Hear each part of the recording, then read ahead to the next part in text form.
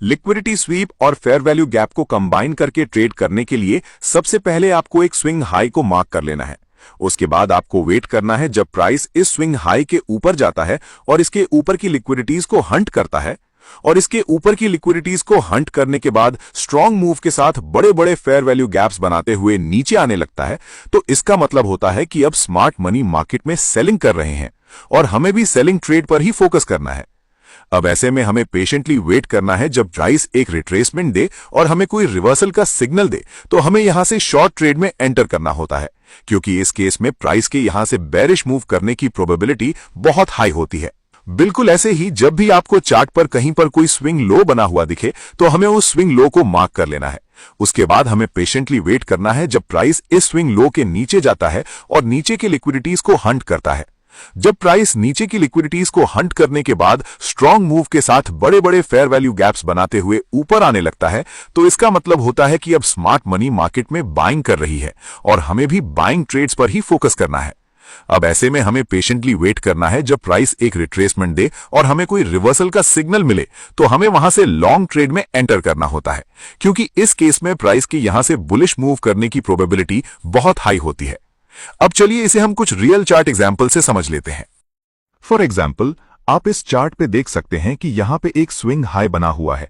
इसका मतलब है कि इस स्विंग हाई के ऊपर बहुत सारे सेलर्स के स्टॉप लॉस अवेलेबल हैं, यानी कि इस स्विंग हाई के ऊपर बहुत हाई लिक्विडिटी अवेलेबल है।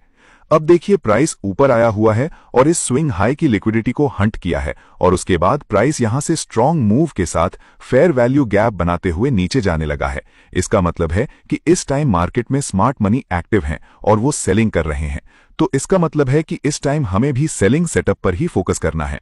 अब देखिए, जब प्राइस एक रिट्रेसमेंट दिया हुआ है तो प्राइस यहां पे एक स्ट्रांग ब्योरिश पिन बार कैंडल का फॉर्मेशन कर रहा है।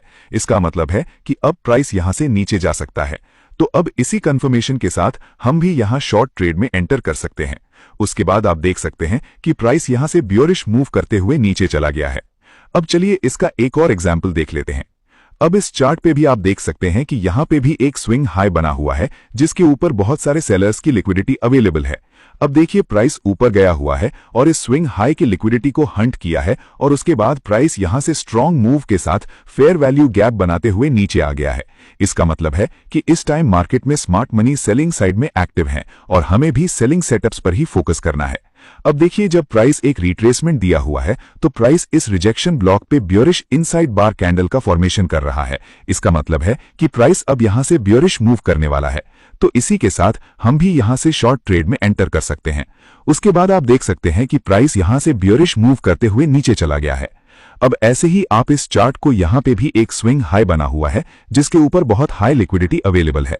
अब देखिए, प्राइस ऊपर गया हुआ है और इस हाई के ऊपर की लिक्विडिटीज को हंट करके बियरिश कैंडल्स बनाते हुए नीचे आने लगा है, लेकिन इस मूव के अंदर हमें इम्बैलेंस यानी फेयर वैल्यू गैप्स बने हुए नहीं दिख रहे हैं, तो इसका मतलब है कि इस टाइम मार्केट में स्मार्ट मनी एक्टिव नहीं है।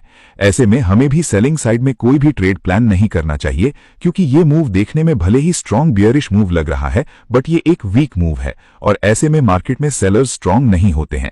इस केस में अगर हम रिट्रेसमेंट का वेट करके शॉर्ट ट्रेड में एंटर करते हैं तो हमारे स्टॉप लॉस के हिट होने के चांस बहुत हाई होते हैं। तो मुझे उम्मीद है कि आपको लिक्विडिटी स्वीप और फेयर वैल्यू गैप की ये स्ट्रैटेजी